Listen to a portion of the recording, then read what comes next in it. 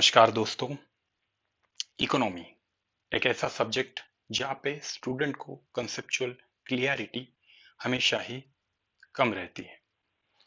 मुझे कई सारे स्टूडेंट ने कमेंट करके बोला कि सर, कंसेप्चुअल क्लियरिटी के लिए इकोनॉमी के कुछ कंसेप्ट पे आप वीडियो बनाइए। तो मैंने सोचा कि एक ऐसा ही टॉपिक आज उठाया जाए जो कि स्टूडेंट को काफी कंफ्यूज करता है। अप्रिसिएशन, डिप्रिसिएशन, डिवैल्यूएशन, रिवैल्यूएशन, ये टर्म्स आपने कई बार सुनी होगी। अप्रिसिएशन ऑफ रूपी, डिप्रिसिएट रूपी डिप्रिसिएट हो गया, डिवैल्यू हो गया। तो ये क्या है, क्या चीज है और इसमें कंफ्यूजन क्यों क्रिएट होता है? तो आज हम डिटेल में जानेंगे, थोड़ा सा इन डेप्थ में जाके जानेंगे कि ये आखिर चीज क्या है। तो आपको पता है कि ये कई बार अलग अलग गवर्नमेंट एग्जाम में पूछा गया है ये कंसेप्ट। तो ऑब्जेक्टिव टाइप और कंसेप्चुअल क्लियरिटी हो तो आप इसका जीएस पेपर 3 में भी यूज कर पाएंगे इकोनॉमिक सेक्शन में, और हर जगह पे कोड भी कर पाएंगे अच्छी तरीके से अगर आपकी कंसेप्चुअल क्लियरिटी काफी अच्छी हो। तो बिना देरी करते हुए लेट्स स्टार्ट कि क्या है कंसेप्ट। तो पहले तो हम एक सिंपल सा एग्जाम्पल लेंगे। अब इस एग्जाम्पल में देखिए, हम चलते हैं फार्म पे। फार्म है एप्पल का। तो एक कंडीशन लेते हैं कि एक फार्म है। हाइपोथेटिकल सिचुएशन इमेजिन कीजिए। आप जस्ट स्टोरी करके समझिए, आपको कंसेप्चुअल क्लियरिटी आराम से हो जाएगी, कभी कंफ्यूजन नहीं होगा, आई गारंटी। तो देखिए, फील्ड है, फील्ड में एप्पल प्रोडक्शन हो रहा है। एक ही एप्पल प्रोड्यूस होता है। एक कंट्री है, लेट सपोज इंडिया, जहां पे जहां पे 1 रुपया प्रोड्यूस होता है। ये सिर्फ समझने के लिए है, आगे ये कंसेप्ट और कॉम्प्लेक्स होता जाएगा, तो अच्छे से सुनिए। फील्ड है, फील्ड में एक एप्पल है। मार्केट है, जो कंट्री है उसमें 1 रुपया प्रोड्यूस हो रहा है। तो एक एप्पल खरीदने के लिए एक पर्सन 1 रुपया देगा और वो एप्पल खरीदेगा। ये सिंपल रूल है, सिंपल। हमने समझा कि मार्केट कैसे वर्क कर रहा है। ठीक है। अब प्रैक्टिकल पे आते हैं। ये तो सिर्फ समझने के लिए था। अब प्रैक्टिकल पे आते हैं कि एक साल में एक फार्म में प्रोडक्शन एप्पल का कम हो गया। अब प्रोडक्शन कम हो गया, लेकिन जो पर्सन थे मार्केट में, जहां पे इनकी डिमांड थी, वो डिमांड 10 लोगों की है। समझेंगे यहाँ पे एप्पल 7 ही प्रोड्यूस हुए हैं। अब 7 एप्पल प्रोड्यूस हुए हैं, तो क्या हो रहा है यहाँ पे? ये 10 लोग 7 एप्पल के लिए डिमांड करेंगे। अब ये 1 रुपए से तो नहीं मिलेगा, क्योंकि 7 एप्पल है तो इसकी वैल्यू ये रुपी की टर्म से, रुपी से बढ़ जाएगी। पहले वैल्यू सेम थी, हम समझेंगे 1 रुपया 1 एप्पल, सेम से। अब यहाँ पे प्रोडक्शन कम होने की वजह से और डिमांड ज्यादा, 10 लोगों की डिमांड है, एप्पल 7 ही है, तो डिमांड ज्यादा है। सो प्रोडक्शन कम, डिमांड ज्यादा। क्या हो रहा है? वैल्यू किस चीज की बढ़ जाएगी? जिसका प्रोडक्शन कम है, जिसकी डिमांड ज्यादा है, तो इसकी वैल्यू बढ़ जाएगी। अब इन लोगों के बीच झगड़ा चालू हो जाएगा। हर कोई बोलेगा मैं 1 रुपया दूंगा, मैं परचेस करूंगा, मैं 1 रुपया दूंगा। तो मार्केट बोलेंगे नहीं। मार्केट मतलब एक ऐसे प्लेस कंसिडर कीजिए, आप अपने बाजार को कंसिडर कर सकते हैं, किसी चीज को। अब वहां पे क्या होगा कंडीशन? वहां पे मार्केट बोलेगा कि यार 7 ही एप्पल हमारे पास है। एक दुकानदार बोलेगा 7 ही एप्पल है मेरे पास। अब जिसको परचेस करना है 1 रुपए से तो नहीं होगा, क्योंकि सब बोलेगा मेरे पास 1 रुपया है, सब बोलेगा मेरे पास 1 रुपया 1 रुपया है। तो दुकानदार बोलेगा अब इसकी वैल्यू में 1 रुपए से बढ़ाकर 2 रुपए करता हूं, 3 रुपए करता हूं, 4 रुपए करता हूं। ये करने के बाद जिसको खरीदना है वो खरीद ले, क्योंकि 7 ही एप्पल है, जो वो परचेस कर पाएगा उस टाइम पे उसका वो एप्पल होगा। मतलब ये हो रहा है कि प्रोडक्शन कम, डिमांड ज्यादा, तो वैल्यू भी ज्यादा, समझ में आया कंसेप्ट? वैल्यू ज्यादा। अब दूसरी सिचुएशन लेते हैं। उसी फार्म है, वही फार्म है, उसी फार्म में प्रोडक्शन एप्पल का बढ़ गया। अब इतना बढ़ गया कि पूछो ही मत। अब वो मार्केट में आया बेचने के लिए, एप्पल आ गया। अब यहाँ पे 5% है, हम समझने के लिए 10 ही लेंगे, ठीक है, पहले 10 ही लेते हैं। 10% है, 10 ही रुपए है। अब हर एक के पास एक एक रुपया तो है, लेकिन प्रोडक्शन इतना बढ़ गया है, प्रोडक्शन इतना बढ़ गया है कि लोगों को अब डिमांड जो है वो काफी कम हो गई। क्योंकि 10 लोग डिमांड कर रहे हैं, 5 लोग डिमांड कर रहे हैं, और एप्पल का प्रोडक्शन थाउजेंड्स में है। अब इतनी तो डिमांड नहीं होगी, प्रोडक्शन बढ़ गया है, डिमांड कम हो गई है, फिर डिमांड उतनी ही रह गई है, तो क्या होगा, अल्टीमेटली उसकी वैल्यू कम हो जाएगी। ये हम और एक day to day life example में एक समझेंगे कि एक लड़के की शादी है। अब लड़के की शादी है तो हमें यूजुअली देखा गया है कि मामा रूठ जाता है, लड़के का मामा रूठ गया, या फिर लड़की की शादी है, लड़की के मामा जी रूठ गए। तो पहले एक एक लोग मनाने आ गए। तो पहले कोई आएगा, लेट सपोज लड़की के पिताजी आ गए, फिर भी वो नहीं माने। फिर लड़के की माताजी आ गई, फिर भी वो नहीं माने। तो ऐसे करते करते मामा जी ने, क्या हो गया, डिमांड अपनी खुद की बढ़ा दी। वैल्यू, वैल्यू कब बढ़ती है बा, ये सब कंपैरेटिव रहता है। एप्पल की वैल्यू कब बढ़ेगी, किसके कंपैरेटिवली बढ़ रही है, वो चीज काफी इंपॉर्टेंट है। एप्पल की वैल्यू यहाँ पे रुपीस के हिसाब से बढ़ रही है। रुपीस यहाँ पे बहुत ज्यादा है और एप्पल कम है, तो एप्पल खरीदने के लिए सब लोगों के बीच में ओड़ लगेगी, और डिमांड ज्यादा है, तो जिस चीज की सप्लाई कम है उसकी वैल्यू बढ़ जाएगी, कीमत बढ़ जाएगी, ठीक है। और इसका एग्जैक्ट अपोजिट हो जाएगा एप्पल के प्रोडक्शन में। अब ये हम रूपी के टर्म्स में देखते हैं, ये रिलेटिव कंसेप्ट है। मैंने पहले ही बोला, हमने यहाँ पे कौन सा ऑब्जेक्ट लिया था, यहाँ पे लिया था हमने एप्पल, एप्पल को रूपी से कंपेयर किया। अब करेंसी मार्केट में देखेंगे, करेंसी मार्केट में क्या होता है, एक रूपी को, या फिर हमारी करेंसी रूपी है, तो एक करेंसी, एक कंट्री के करेंसी को दूसरे कंट्री के करेंसी से कंपेयर किया जाता है।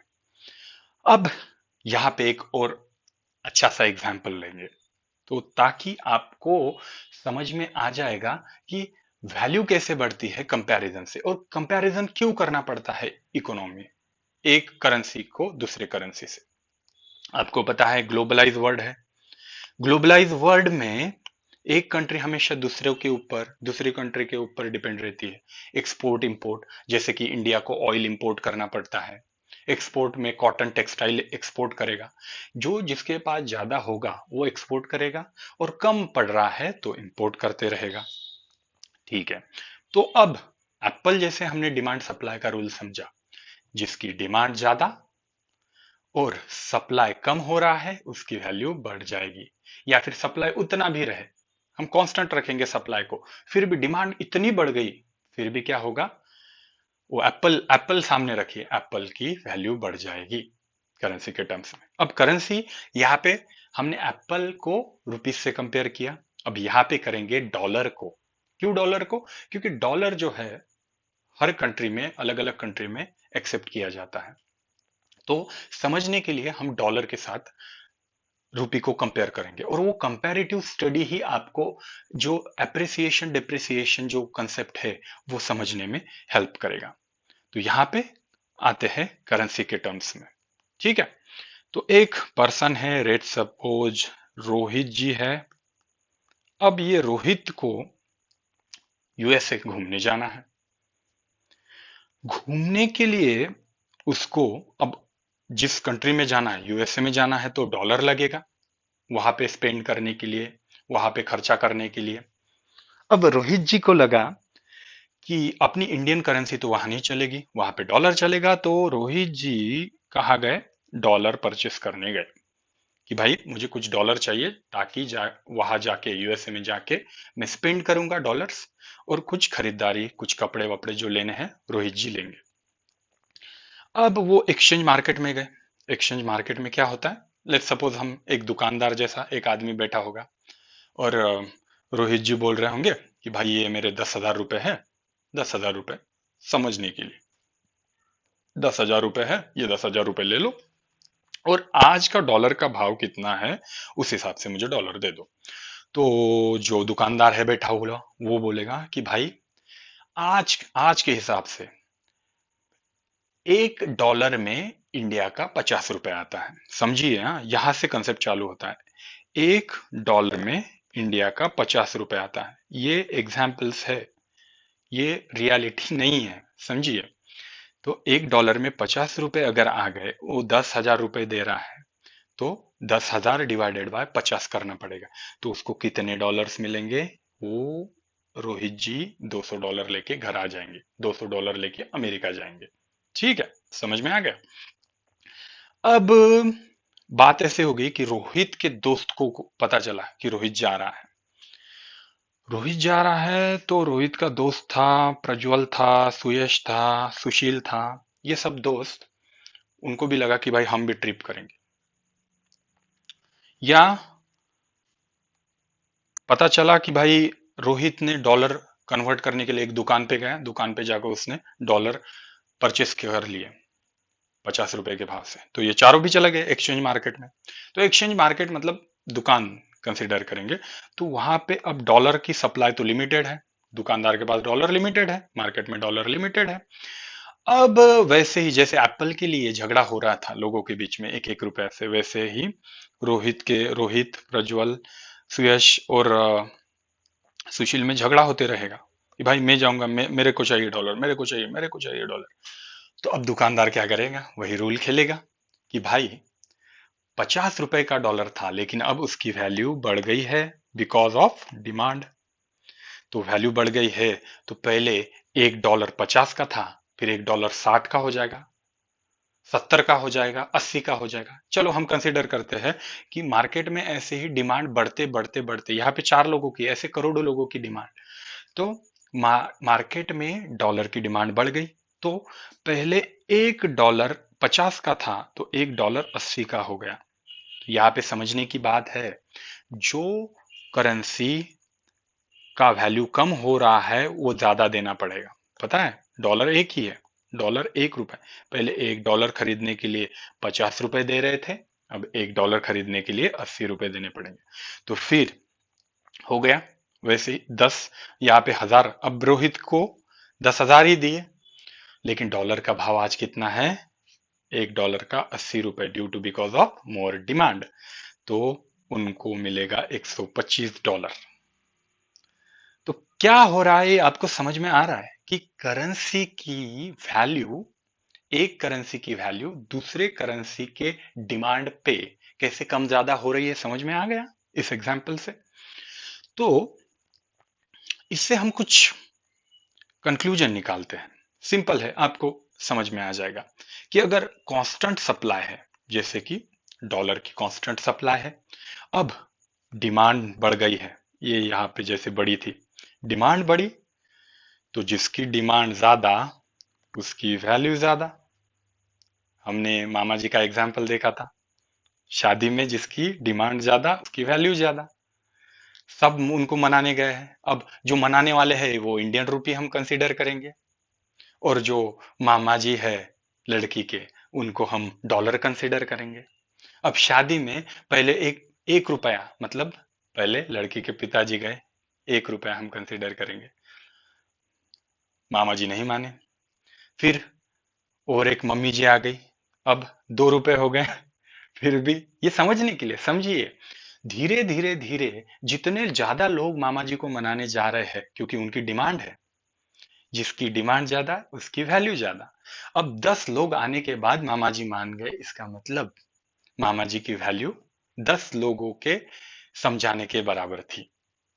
समझा, समझ में आया? जिसकी अगर वो सिर्फ मम्मी के मतलब पापा के समझने पर ही आ जाते, लड़की के पिताजी के समझने पर ही आ जाते तो उनकी वैल्यू हम कंसिडर करेंगे उतना सेम ही था कि 1% की वैल्यू 1% जितनी, लेकिन 10 लोग आ रहे हैं तो मतलब मामा जी की वैल्यू अब बढ़ गई।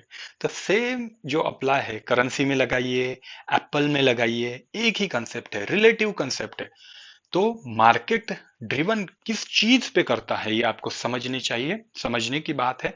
जब कांस्टेंट डिमांड है, डिमांड कांस्टेंट है, हमने डिमांड बढ़ाई नहीं है, लेकिन मतलब अब वापस से हम एप्पल की एग्जांपल पे जाएंगे कि एप्पल उतने ही मार्केट में आ रहे हैं, सॉरी, मार्केट में एप्पल की डिमांड उतनी ही है, 10 लोग ही खरीदने वाले हैं, लेकिन सप्लाई अगर बहुत सारा बढ़ गया है, बहुत सारे एप्पल हो गए, बहुत सारे एप्पल, तो एप्पल की वैल्यू कम हो जाएगी। ठीक है। अब उसी कंडीशन में अगर सप्लाई बहुत कम हो गया है, इतना कि 2-3 ही एप्पल है और 10 लोग डिमांड कर रहे हैं, ठीक है, सॉरी यहाँ पे वैल्यू बढ़ जाएगी, ये ऊपर होना चाहिए, ठीक है। तो अगर सप्लाई कम हो गया है वैल्यू बढ़ जाएगी। ये डिमांड एंड सप्लाई का रूल कहते हैं हम। जितनी वैल्यू बढ़ रही है वो सप्लाई और डिमांड के हिसाब से रहेगी, ठीक है। और अदर मार्केट कंडीशंस भी रह सकते हैं, लेकिन यहां हम समझने के लिए सिंपल एग्जांपल रह रहे ताकि कंसेप्चुअल क्लियरिटी आ जाए। तो इसके ऊपर हम क्या कंक्लूड करेंगे कि भाई डिमांड और सप्लाई जो है decide a value of any रूपी, एनी ऑब्जेक्ट। एप्पल जैसा ऑब्जेक्ट देखा हमने, रूपी की देखा हमने कि कैसे कम ज्यादा हो रहे हैं भाव, ठीक है। एप्पल की जगह पे डॉलर लग दिया ना कि एक ही कंसेप्ट हो गया। ये समझाने के लिए बता रहा हूं, क्यों, क्योंकि ये अगर आप जितने अच्छे से समझेंगे उतना अच्छा आपका और कंसेप्चुअल क्लियरिटी हो जाएगा, ठीक है। तो अब ओपन मार्केट में आ गए अपन। ओपन मार्केट में मतलब गवर्नमेंट इंटरवेंशन नहीं है ऐसा कंसिडर करेंगे, और कांस्टेंट सप्लाई है, कांस्टेंट सप्लाई ही है, उतना ही चीज आ रही है। अब इस कांस्टेंट सप्लाई में डिमांड अगर बढ़ी और सप्लाई तो उतना ही है, डिमांड बहुत बढ़ रही है तो वैल्यू बढ़ जाएगी। मतलब उस चीज का एप्रिसिएशन होगा, वैल्यू के टर्म्स में एप्रिशिएट होगा, बढ़ेगा, एप्रिशिएट, अप्रेजल हम बोलते हैं पैसे में, पगार में, मंथली इनकम में। तो बढ़ना, डिमांड बढ़ गई वैल्यू बढ़ गई, सप्लाई उतनी ही है। यहाँ पे डॉलर के हिसाब से देखेंगे, डॉलर की सप्लाई उतनी ही थी लेकिन डिमांड बढ़ गई, चार दोस्तों के बीच झगड़ा लग गया, तो फिर वैल्यू अपने आप बढ़ जाएगी। अब दूसरी कंडीशन कि सप्लाई उतनी ही है लेकिन डिमांड कम हो गई, डिमांड कम हो गई तो वैल्यू कम हो जाएगी। वो खरीदने वाला कोई नहीं है, सप्लाई उतना ही है लेकिन मार्केट में उसकी डिमांड ही नहीं है, कोई खरीदने वाला ही नहीं है, तो फिर ऑटोमेटिकली उसकी वैल्यू क्या हो जाएगी, कम हो जाएगी, जिसे हम कहते हैं डिप्रेशिएशन, यानी कम होना। तो एप्रिसिएशन ऑफ रुपी मतलब रुपी की वैल्यू अदर करेंसी के टर्म्स से, अदर करेंसी के हिसाब से अगर बढ़ रही है, बढ़ रही है, बढ़ रही है अदर करेंसी के हिसाब से, तो क्या होगा, रुपी का एप्रिसिएशन होगा, वैल्यू बढ़ रही है। अगर रुपी की वैल्यू कम हो रही है, कम हो रही है, कम हो रही है, कम हो रही है, तो डेप्रिशिएट हो गया रुपया। समझ में आया? तो अब ये appreciation of depreciation of rupees का, वैसे आप फिर आपको लगेगा यार ये तो अच्छी है, वैल्यू बढ़ना तो अच्छी बात हो गई, फिर एप्रिशिएटिव होना चाहिए रुपीस, क्योंकि एक डॉलर की, अगर एक डॉलर खरीदने के लिए हम 50 रुपए दे रहे हैं और एक डॉलर खरीदने के लिए हम 80 रुपए दे रहे हैं, तो कोई भी बोलेगा एक डॉलर खरीदने के लिए 85 रुपए देना चाहिए। 80 रुपए दे, 80 रुपए से 50 रुपए आने के लिए रुपी अप्रिशिएट होना जरूरी है, धीरे धीरे धीरे धीरे, ठीक है। एज कंपेरिजन है, कंपैरिजन है, तो सबको तो वैसा ही लगेगा अप्रिशिएट हो, लेकिन नहीं, मार्केट ऐसे नहीं चलता है। मार्केट में अब क्या चीजें होती है और कंफ्यूजन स्टूडेंट का कहाँ से स्टार्ट होता है, ये पार्ट अब हम जानेंगे, ठीक है। अब मार्केट के कुछ रूल है, ये भी जान लीजिए। एक बिजनेस के कई रूल है। अगर आपका दोस्त बिजनेस कर रहा है तो उसको प्रॉफिट कब होगा? अब सुनिए, एक लॉजिकल बात बोल रहा हूं आपको, वो छोटी सी बात आपको समझ में आए ना आए देखेंगे। अब बिजनेस खोला है, अब उसको प्रॉफिट 20,000 हो गए, और एक बिजनेस खोला है जिसको प्रॉफिट 40,000 हुआ है, तो प्रॉफिट ज्यादा किसका है? जिसको 20,000 मिले उसका ज्यादा है करेंसी में, ये जिसको 40,000 मिले हैं उसका ज्यादा है? तो जिसको 40,000 मिले हैं, अब बोलेगे यार ये क्या क्वेश्चन हुआ, 40,000 वाला ही ज्यादा है। ये एक नीचे वही कंसेप्चुअल क्लियरिटी करने के लिए मैंने आपको ये सवाल पूछा। अब देखते हैं, यही हमारे रोहित जी है। रोहित जी क्या कर रहे हैं? रोहित जी क्या कर रहे हैं, एक बिजनेस खोला उन्होंने, मोबाइल फैक्ट्री। अब मोबाइल फैक्ट्री में जो कंपोनेंट लगने वाला है वो उनको दूसरे देश से इंपोर्ट करना है, मतलब दूसरे देश से मंगवाना है, इंपोर्ट अपने कंट्री में करना है। वो कंपोनेंट हमारे देश में एक फैक्ट्री है, फैक्ट्री मोबाइल बनाना है, लेकिन कंपोनेंट जो है दूसरे देश से हमें इंपोर्ट करना है। ठीक है, तो अब मुझे दूसरे के देश की करेंसी के साथ डील करना पड़ेगा। अब लेट से यूएसए से मंगवाना है तो डॉलर के साथ डील करना पड़ेगा, क्योंकि जो कंपनी दूसरे देश में है, यूएसए में है, तो उसको तो डॉलर में देना पड़ेगा ना पैसा, वो रुपए में थोड़ी लेगा। तो रोहित जी क्या करेंगे, देखेंगे कि भाई वो कंपोनेंट कितना है, के कितने रुपए का है, तो वो उनको पता चलेगा, साइट पे गए इंटरनेट पे, वहां जाके उनको पता लगेगा भाई $100 की एक कंपोनेंट है जो मुझे लेनी है। पहले समझने के लिए एक ही कंपोनेंट लेते हैं। अब रुपी का एप्रिसिएशन हो गया है, ऐसा हम कंसीडर करते हैं। ये अब डिमांड एंड सप्लाई वाला जो बड़ा वाला रूल है वो अलग जगह पे रखते हैं, और जो रोहित जी का फैक्ट्री के लिए कंपोनेंट खरीदना है वो अलग चीज रखते हैं। ठीक है, तो दो कंडीशन है, एक दोनों भी कंडीशन समझेंगे। जब रुपी अप्रिशिएट होगा तब उनके बिजनेस पे क्या इंपैक्ट होगा, और रुपी डेप्रिशिएट होगा तो उनके बिजनेस पे क्या इंपैक्ट होगा, क्योंकि यहीं पे कंफ्यूजन क्रिएट होता है। तो हम समझेंगे कि कंपोनेंट की वैल्यू $100 है। अब रुपी अप्रिशिएट हो चुका है ऐसे कंसीडर करेंगे, मतलब रुपी स्ट्रांग है, डॉलर वीक है। ठीक है, डॉलर वीक है मतलब क्या है, डिमांड किसकी ज्यादा है, रुपीस की डिमांड डॉलर होगी, डॉलर की डिमांड कम होती होगी, इसलिए डॉलर डॉलर का जो वैल्यू है वो नीचे नीचे गिरता गया। अब अप्रिशिएट रुपए हो गई, मतलब 80 रुपए का डॉलर मिलता था, रुपए धीरे धीरे अप्रिशिएट हो रहा है, अब 50 का डॉलर हो गया। ठीक है, तो इनको कंपोनेंट इंपोर्ट करना है, तो वो हिसाब लगाएंगे कि भाई $100 का कंपोनेंट तो है, लेकिन मुझे तो रुपीज में देना पड़ेगा पैसा, तो मुझे कितना रुपए देना पड़ेगा? तो 50 का $1 है, 50 का $1 है, $100 मल्टीप्लाइड बाय 50, 50 का $1 और $100 चाहिए मुझे खरीदने के लिए वो कंपोनेंट, तो 50 मल्टीप्लाइड बाय 100, तो रोहित जी को कितने देने पड़ेंगे? 50, सॉरी 500, 5,000 रुपये। ठीक है, अब रुपी का डेप्रिसिएशन हो गया। डेप्रिसिएशन मतलब क्या, रुपी वीक हो गया in terms of dollar, dollar के हिसाब से रुपी वीक हो गया, डॉलर स्ट्रांग हो गया। डॉलर स्ट्रांग कब होगा, डॉलर मार्केट में कम अवेलेबल है या उसकी डिमांड काफी बढ़ गई है, और वो सप्लाई करने के लिए मार्केट में उतने इनफ डॉलर नहीं है, तो उसकी वैल्यू ऑटोमेटिकली बढ़ जाएगी। अब वैसा ही है डिमांड सप्लाई का रूल, डिमांड बढ़ रही है, डिप्री रुपी का डिप्रिसिएशन हो गया है। अब ये 50 रुपए का $1 था, अब रुपी की वैल्यू वीक हो रही है, वैल्यू वीक हो गई रुपी की, मतलब $1 पहले 50 का आता था, अब $1 80 रुपए दे रहा है, 80 रुपए देना पड़ रहा है डॉलर के लिए, मतलब रुपी की वैल्यू कम हो गई है डॉलर के हिसाब से। 50 रुपए से 80 रुपए दे रहे हैं, हम पैसे ज्यादा दे रहे हैं, मतलब उसकी वैल्यू कम हो गई है। ठीक है, अब मैं 80 रुपए दे रहा हूं वही डॉलर, $100 का कंपोनेंट खरीदने के लिए, तो मुझे कितना पे करना पड़ेगा, 8,000 रुपी।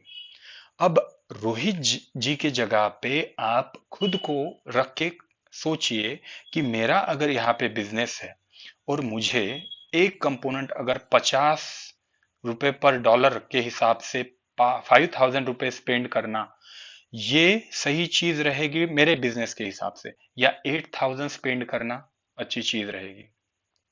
तो आप बोलेंगे यार मैं ज्यादा क्यों पे करूं, सस्ते मिली तो अच्छी चीज है ना, वही चीज मेरे लिए अच्छी है। मतलब यहाँ पे हम रिलेशनशिप इस्टेब्लिश करेंगे।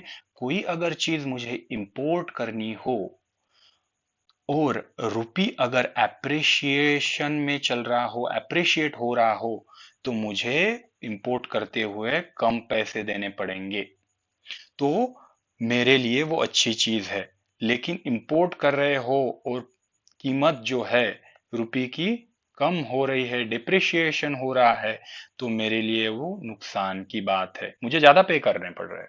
ठीक है, यही रिलेशन है यार, यही यही चीज है, यही पे कंफ्यूजन होता है। आपको समझ में आ गया?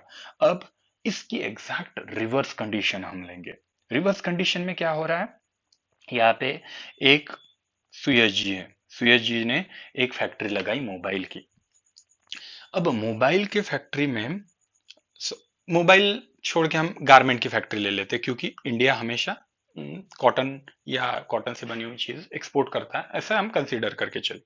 ठीक है, तो अब गारमेंट की फैक्ट्री है, सुयश जी ने लगाई है, वहां से उनको एक कपड़ा भेजना है दूसरे कंट्री में, एक्सपोर्ट करना है। अब दूसरे कंट्री में भेजना है तो उनको डॉलर के टर्म्स में ही भेजना पड़ेगा ना, उनको वो बेचने के लिए उनको जो टैग, प्राइस टैग लगेगा वो डॉलर में ही लगेगा, वो रुपीज में नहीं लगेगा वहां पे। वो कन्वर्ट तो करेगा मार्केट, लेकिन हम समझेंगे कि सुयश जी ने वो शर्ट की कीमत $100 ही रखी है, कंसीडर करके चलिए। अब रुपी अगर स्ट्रांग हो, यानी एप्रिसिएशन हो रुपी में, रुपी एप्रिशिएट हो रहा हो और रुपी रुपी डॉलर की वैल्यू, $1 की वैल्यू ₹50 है, अप्रिशिएट हो रहा है, स्ट्रांग हो रहा है, 80 से 50 हो गई, हम फ्लक्चुएट करते रहते हैं तो समझने के लिए वैल्यू रह रहे, तो 50 मतलब हम कम समझ रहे हैं, मतलब रुपी जब अब आप कोई बोलेगा कि यार 50 ही क्यों ले रहे हैं, तो अप्रिशिएट, एग्जाम्पल समझने के लिए, अप्रिशिएट तो कितना भी हो सकता है, लेकिन हम प्रॉफिट लॉस समझने के लिए कर रहे हैं सब चीज। ठीक है, फॉरेन एक्सचेंज में क्या होगा, अब यही एक्सपोर्ट कर रहे हैं $100 के लिए और $1 की प्राइस अभी 50 है, $100 यहाँ पे किसको मिलेगा, सुयश जी को मिलेगा। तो सुयश जी को देश में पैसा आ रहा है बाहर से $100, ठीक है, लेकिन अब इनको सुयश जी बोलेंगे मैं $100 लेके करूंगा क्या, $100 लेके करूंगा क्या, मेरे देश में मुझे बाकी जो चीजें परचेस करनी है वो कौन से करेंसी में करनी है, रुपीज में करनी है, तो मुझे रुपीज चाहिए भाई। तो अब रुपीज का भाव चल रहा है, मतलब डॉलर और रुपी के एक्सचेंज का भाव चल रहा है 50, तो $100 मल्टीप्लाइड बाय 50, तो वापस से 5,000 सुयश जी को मिल गए। सुयश जी को कितने रुपए मिल गए, 5,000। ठीक है, अब रुपी का डेप्रिसिएशन है, ऐसा हम कंसीडर कर रहे हैं, और 50 का $1 से 80 का $1 हो गया है। ठीक है, रुपी वीक हो गई है, डॉलर स्ट्रांग हो गया है, कोई चीज हो, डिमांड और सप्लाई का रूल जो ऊपर देखा है।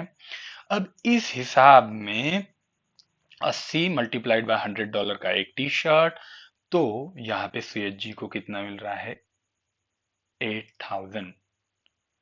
पहले जब अप्रिशिएट हो गया था डॉलर, रुपीज डॉलर के टर्म में, तो उनको 5,000 मिल रहा था, उनको तो करेंसी तो प्रॉफिट हो या लॉस हो, इंपोर्ट करना हो एक्सपोर्ट करना हो, अपना प्रॉफिट और लॉस तो रुपीज में ही रहेगा ना।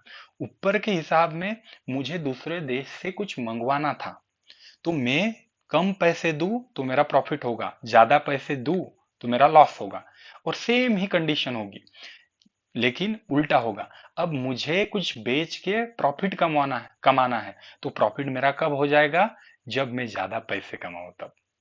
मतलब इस चीज से एक कंक्लूजन पे आते हैं कि रुपी का एप्रिसिएशन हो रहा है, वैल्यू बढ़ रही है, तो एक्सपोर्ट में लॉस हो रहा है। देख लीजिए, रुपी की वैल्यू बढ़ गई है, मतलब 80 से 50 हो गई है, वैल्यू बढ़ी ना। $1 80 का था, तो $1 50 का हो गया, तो रुपी की वैल्यू बढ़ गई डॉलर के हिसाब से। ठीक है, तो रुपी की वैल्यू बढ़ने से यहाँ पे सुएज जी का लॉस हो गया। देखो 5000 ही मिल रहे थे इनको, तो एक्सपोर्ट करने पे उनका लॉस होगा जब रुपी की कीमत बढ़ जाएगी। और इंपोर्ट अगर कर रहे हैं तो प्रॉफिट हो जाएगा, क्योंकि 5000 हमें पे करने पड़ेंगे सिर्फ। समझ में आया? तो यही चीज है, जब आपको एक्सपोर्ट करना है तो रुपी अगर एप्रिशिएट हो गया है तो आपको लॉस होगा, और अगर रुपी डिप्रिशिएट हो रहा है तो आपको फायदा होगा अगर आप एक्सपोर्ट कर रहे हैं। ये ध्यान से देखिए, ये कंसेप्ट समझा तो पूरे कंसेप्ट समझा आपको, चारों भी। यहां पे फिर कंक्लूजन हमने निकाला कि रुपी की वैल्यू सॉरी, रुपी की वैल्यू अगर कम हो गई है, रुपी डिप्रिशिएट हो रहा है, तो किसको फायदा हो रहा है? रुपी डिप्रिशिएशन से प्रॉफिट हो रहा है एक्सपोर्ट करने पर। टी शर्ट बेची थी हमने, और इंपोर्ट करने पर हमें लॉस होगा। देखा, 8000 हमें पे करने पड़े दूसरों को। मतलब देखिए, तो यहाँ पे हमें एक समझने वाली बात है, एक कंट्री पूरा का पूरा एक्सपोर्ट नहीं करता है, पूरा का पूरा इंपोर्ट नहीं करता है, कुछ चीज एक्सपोर्ट और इंपोर्ट करनी पड़ती है। तो रुपी का ज्यादा अप्रिशिएट होना या डिप्रिशिएट होना, दोनों भी चीज हमारे लिए अच्छी नहीं है। क्योंकि अगर रुपी काफी अप्रिशिएट होगा तो एक्सपोर्ट करने में लॉस होगा, कुछ हमें चीज बाहर भेजने में लॉस होगा, तो हमें कम डॉलर मिल पाएंगे बाहर से। ठीक है, रुपी काफी डिप्रिशिएट हो गया तो वैल्यू इतनी कम हो जाएगी, कुछ कंट्रीज के इतने रुपए गिर जाएंगे। मतलब $1 10,000 रुपये स्पेंड कर रहे हैं हम, कंसिडर कीजिए। अब मुझे 10,000 रुपए देने पड़ेंगे एक मोबाइल का कंपोनेंट खरीदने के लिए, जो कि पहले 50 रुपए दे रहा था। ये कब डिप्रिशिएट, काफी डिप्रिशिएट हो गया रुपी। तो अब इस टाइम पे मुझे इंपोर्ट में काफी लॉस हो जाएगा, क्योंकि मुझे 10,000 रुपए देने पड़ रहे हैं वो कंपोनेंट खरीदने के लिए, पहले 50 ही रुपए दे रहा था। ये हाइपर इन्फ्लेशन की बात बता रहा हूँ, ये अलग से कंसेप्ट हम डिस्कस करेंगे बाद में, लेकिन ये चीज होती है। मतलब ना एप्रिसिएशन अच्छी चीज है, ना ज्यादा डेप्रिसिएशन अच्छी चीज है। तो कंट्री में ये बैलेंस होना जरूरी है। ये कैसे बैलेंस होता है, बैलेंस शीट क्या रहती है, फिर वो करने के लिए रिजर्व बैंक किस मेथड में जाता है, अपनी इकोनॉमी मिक्स्ड इकोनॉमी है, मिक्स्ड इकोनॉमी में गवर्नमेंट का इंटरवेंशन कहाँ तक रहता है, ओपन मार्केट जो है वो क्या रहता है, करंट अकाउंट क्या रहता है, कैपिटल अकाउंट क्या रहता है, करंट तो ये सब चीजें बाद वाली है, लेकिन ये सिंपल इस कंसेप्ट के लिए हम समझेंगे, सॉरी। तो यहाँ पे क्या हो रहा है, कंट्री अगर इंपोर्ट बेस है, जैसे कि हम कंसिडर करेंगे इंडिया का, अगर मुझे ऑयल मेरे देश में तो प्रोड्यूस नहीं हो रहा है, मुझे दूसरे देशों से ऑयल इंपोर्ट करना पड़ रहा है, तो क्या हो रहा है यहाँ पे, मुझे अगर एप्रिसिएशन होगा रुपीस की तो मेरे लिए अच्छा होगा। अगर मेरी कंट्री एक्सपोर्ट ज्यादा करती है तो मेरे करेंसी का डेप्रिसिएशन होना मेरे लिए अच्छी बात होगी, क्योंकि मुझे एक्सपोर्ट में ज्यादा फायदा होगा, 8,000 मिलेंगे एक्सपोर्ट में, एग्जाम्पल देखिए। अगर मैं इंपोर्ट ज्यादा कर रहा हूं तो मैं कम पैसे जाने चाहिए, 5,000 में इंपोर्ट कर रहा हूं तो 5,000 में वो चीज मिलनी चाहिए, तब जाके फायदा होगा। तो अप्रिसिएशन अगर आप इंपोर्ट कर रहे हैं तो अच्छा होगा, डिप्रिसिएशन आप एक्सपोर्ट कर रहे हैं तो अच्छा होगा। यानी कि दोनों भी चीज important at the same time रहेगी। ठीक है, और इसके ही डिमांड एंड सप्लाई पे हमारी इकोनॉमी परफॉर्म करती है, और ये स्टेबिलिटी के लिए ही आरबीआई हमेशा कोशिश करती है। इसीलिए आरबीआई ज्यादा डिप्रिशिएट और अप्रिशिएट नहीं होने देता रुपीस को, ताकि एक्सपोर्ट और इंपोर्ट पे इसका एडवर्स इंपैक्ट ना हो पाए। ठीक है, तो ये हो गया। क्योंकि ये सब चीजें इंपॉर्टेंट इसलिए है ताकि सब कंट्री एक दूसरे के ऊपर इंटरडिपेंडेंट है। सब ऐसा कोई भी कंट्री नहीं जो 100% एक्सपोर्ट ही करता है, तो फिर उसका कंट्री जितना डिप्रिशिएट होगा उसको उतना फायदा होगा, उतने ज्यादा पैसे मिल जाएंगे उसको। 5,000 नहीं मिलेंगे, 8,000 मिल जाएंगे उसको, डिप्रिशिएट हुआ with respect to other country. समझ में आया? तो ये हो गया अप्रिसिएशन और डिप्रिसिएशन। अब ये अगर आपको समझ में आया तो डीवैल्यूएशन एकदम सिंपल है, डीवैल्यूएशन एंड रिवैल्यूएशन का कंसेप्ट ये 2 मिनट में हो जाएगा। अब क्या है, यही कम ज्यादा होना है, लेकिन यहाँ पे डीवैल्यू डीवैल्यू करना मतलब यहाँ पे जो गवर्नमेंट है, गवर्नमेंट खुद, अब हमने जो ऊपर डेप्रिसिएशन और एप्रिसिएशन का कंसेप्ट देखा, वो मार्केट, ओपन मार्केट था। ओपन मार्केट में जैसे एप्पल के भाव के हिसाब से कम ज्यादा हो गया था, रुपीस का भाव। अब यहाँ पे गवर्नमेंट खुद के हिसाब से डिसाइड करती है कि रुपी अप्रिशिएट करे या डिप्रिसिएशन करे। मतलब यहाँ पे कंट्री डिलिबरेटली डाउनवर्ड अगर करती है इसके करेंसी की वैल्यू, किसके लिए? ये कब होता है? जब कंट्री को एक्सपोर्ट ज्यादा करना हो, जब कंट्री में कुछ ज्यादा प्रोड्यूस होता है। जैसे कि चाइना, चाइना में हमने देखा है कि बहुत सारे गुड प्रोड्यूस हो रहा है, वहां पे बहुत सारे गुड्स है, खरीदने वाला वहां पे तो छोड़ो, पूरे अलग अलग देशों के लिए वो प्रोड्यूस कर रहे हो, तो इतने सारा प्रोडक्शन है। अब वो प्रोडक्शन बाहर के देशों वालों को सस्ता तो लगना चाहिए। हम कहीं भाजी बाजार में जाते हैं तो कहीं यहाँ पे सब्जी अगर कम रुपए में हमें मिल रही है तो हम ज्यादा खरीदेंगे एक दूसरे से। एक देश में वो सब्जी, एक जगह पे वो सब्जी ज्यादा भाव में मिल रही है तो वहां से नहीं खरीदेंगे, हम जहां से हमें सस्ती मिल रही है वहीं से खरीदेंगे। वही चीज यहाँ पे हो रही है। अब चाइना के एग्जाम्पल से समझेंगे हम डिवैल्यूएशन। तो यहाँ पे क्या कर रहा है चाइना, जो है चाइना प्रोड्यूस कर रहा है बहुत सारे गुड। अब क्या हो रहा है, too much supply of money ये पुअर करेंगे मार्केट में।